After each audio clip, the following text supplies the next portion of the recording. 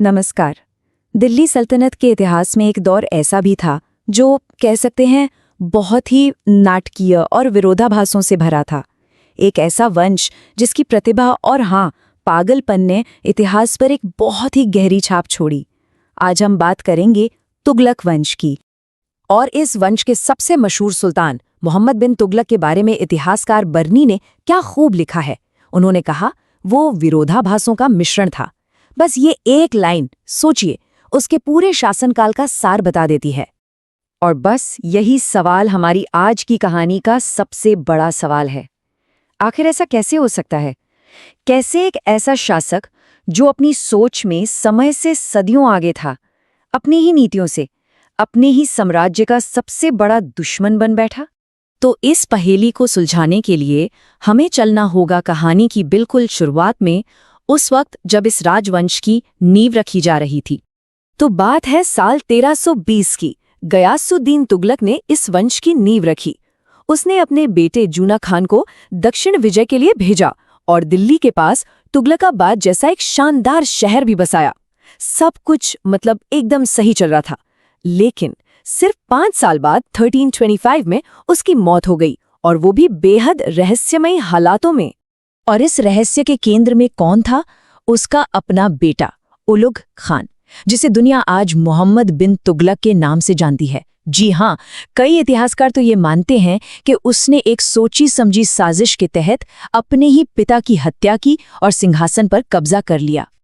और बस यहीं से मंच पर एंट्री होती है हमारी कहानी के मुख्य किरदार की।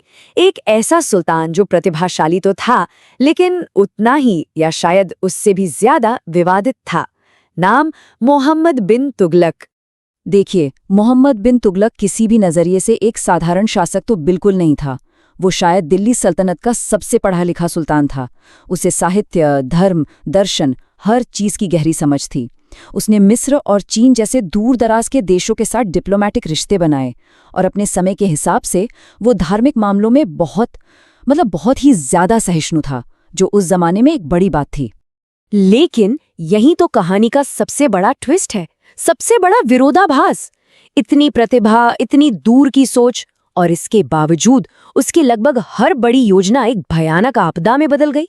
ऐसा लगता था मानो उसकी अच्छी नीयत और विनाशकारी नतीजों का कोई चोली दामन का साथ हो। चलिए अब जरा उसके 3 सबसे बड़े प्रयोगों पर नजर डालते हैं। वो प्रयोग जिनकी सोच तो बहुत अच्छी थी, लेकिन अंजाम पूरी तरह विनाशकारी साबित हुआ। तो उसकी पहली बड़ी योजना थी राजधानी बदलना।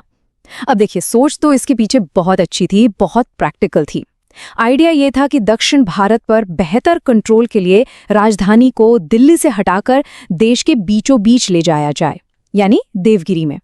लेकिन इस शानदार योजना को लागू करने का जो तरीका था ना, वो विनाशकारी था। उसने सिर्फ सरकारी दफ्तर शिफ्ट करने को नहीं कहा, उसने पूरी की पूरी दिल्ली की आबादी को, जी हाँ, पूरी दिल्ली को अपना घर बार छोड़कर 1500 किलोमीटर दूर देवगिरी जाने का फरमान सुना दिया, वो भी चिलचिलाती गर्मी में।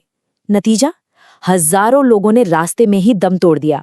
और इस पूरी त्रासदी का मजाक तो तब बना जब सिर्फ 2 साल बाद सुल्तान को अपनी गलती समझ आई और उसने सबको वापस दिल्ली लौटने का हुक्म दे दिया। सोचिए जरा। शेर, अब आते हैं उसके दूसरे बड़े प्रयोग पर, सांकेतिक मुद्रा यानी टोकन करेंसी। देखिए, उस वक्त पूरी दुनिया में चांदी की भारी कमी चल रही थी, तो सुल्तान ने एक बहुत ही कह सकते हैं क्रांतिकारी फैसला लिया। उसने कहा कि चांदी के सिक्कों की जगह तांबे के सिक्के चलाए जाएंगे और उनकी कीमत चांदी के सिक्कों के बराबर ही मानी जाएगी। लेकिन एक बार फिर आइडिया अच्छा, पर एग्जीक्यूशन जीरो। सुल्तान एक बहुत जरूरी बात सोचना ही भूल गया कि इन सिक्कों की नकल को कैसे रोका जाएगा। और नतीजा क्या हुआ? जल्द ही हर घर एक टकसाल बन गया। लोग अपने घरों में ही सिक्के बनाने लगे और पूरा बाजार जाली सिक्कों से भर गया। अर्थव्यवस्था पूरी तरह से ठप पड़ गई और सुल्तान को शर्मिंदा होकर ये योजना भी वापस लेनी पड़ी। ये वही तांबे के सिक्के हैं जिन्होंने एक इतने शक्तिशाली साम्राज्य को लगभग दिवालिया ही कर दिया था। इतिहासकार बर्नी तो यहाँ तक लिखते हैं कि इन बेकार हो चुके सिक्कों के ढेर तुगलकाबाद की सड़कों पर सालों तक पड़े रहे।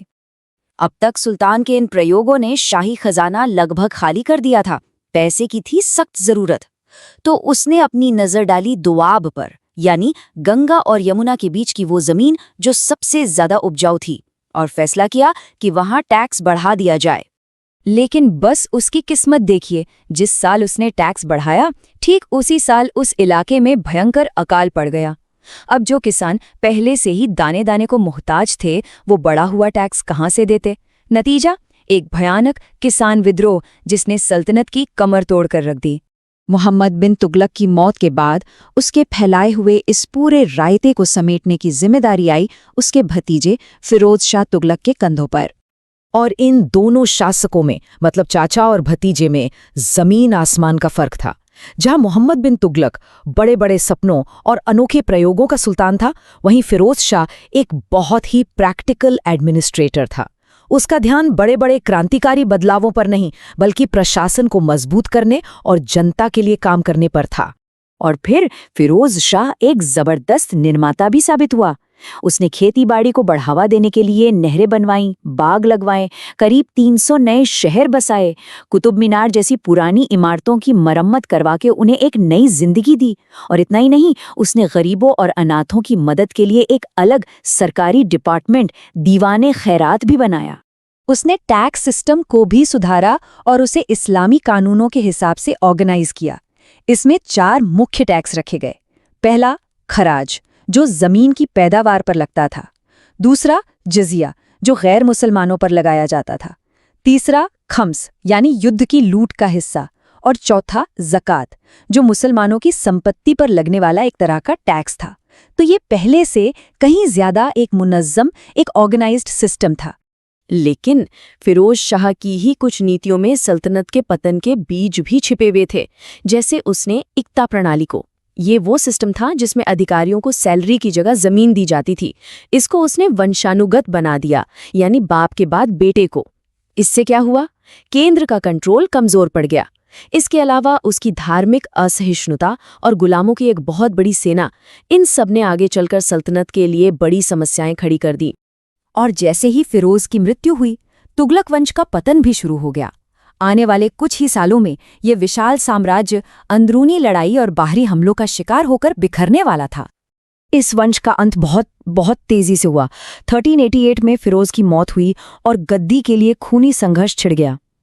ठीक 10 साल बाद 1398 में तैमूर का वो भयानक आक्रमण हुआ जिसने दिल्ली को पूरी तरह से रौंद डाला।